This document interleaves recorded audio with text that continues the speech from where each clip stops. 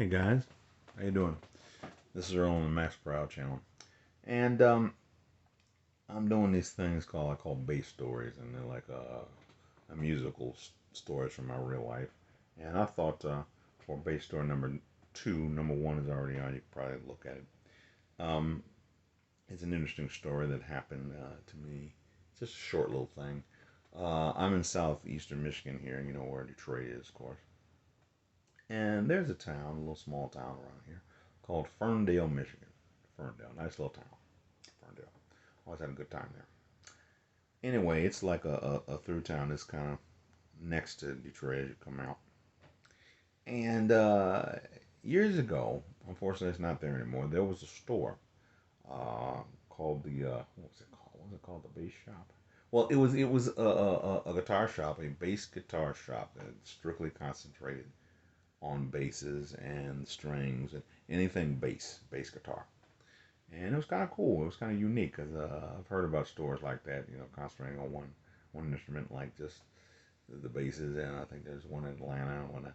But yeah, that was kind of unique. But alas, it didn't last so many years. Because I got on I guess people were doing a little more playing in there than buying. To be real. Anyway, the day I discovered this place, I'm driving down the street and I look over and there's this sign, the bass shop or whatever it was called. I'm gonna get that name or what it was called. Somebody's gonna tell me. You remember this? Yeah. Uh, and I was like, "What? Did I see what I thought I saw? The bass shop.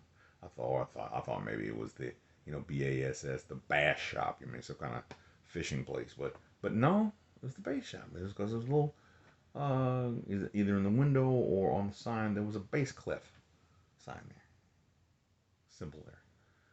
And I said, "Woo, man! I almost had an accident turning the car around and going to this bass shop." I said, "You got to be kidding! The bass shop." I go in there, man. Oh, it's bass heaven. First time I ever played a Sandberg bass was in there.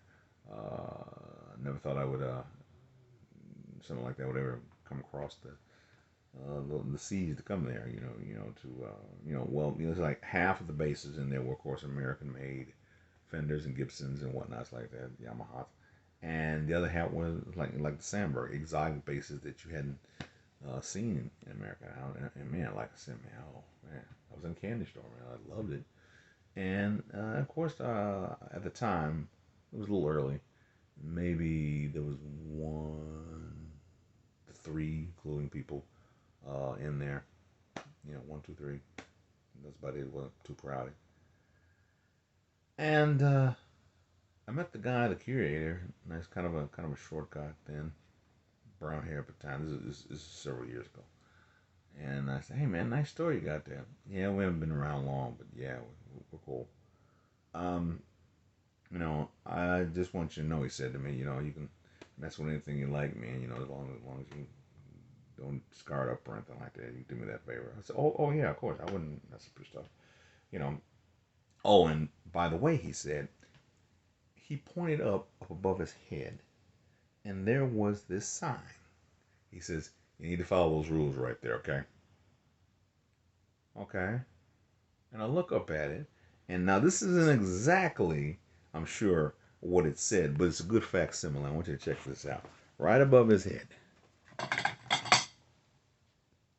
was this sign plaque or whatever, and it said something to the effect, "All those of you wanting to sample what we have, don't play Glide," which is a popular bass tune by this group called Pleasure back in the day.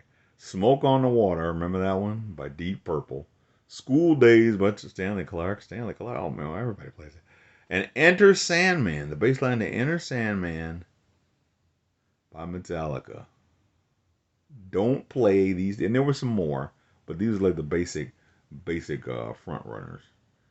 And I look at him, I know he's half joking, but I look at him and say, "Are you kidding?" "No, I'm not kidding," he says with half a smile. He says, "Because I can't stand it anymore. Every time you guys come in, they always playing the same old things, but especially Glide and Inner Sandman. Enough already. I can't take it anymore. Isn't there anything else to play? Come on, man. And I kind of understood what he said, because I go into music shops to this day. Somebody's banging out. The funk guys are banging out Glide. The rock and roll guys are playing the bass line, the Inner Sandman. So I can understand what he's saying. Anyway, that's it. Just a short story. I thought it was funny. He had the thing up there. It was very nicely put like a plaque right above the thing right there, just all printed out and everything. Don't play these things. Yeah, we bass players play those tunes probably a lot, and it gets on people's nerves. More simple. So just that's bass story number two. You can also see bass story number one, which talks about another subject. So I just thought I'd put that on there just for a laugh. So this is Earl on the Max Brown channel. See you later. Yeah. Wow. And don't play Inner Sandman too much.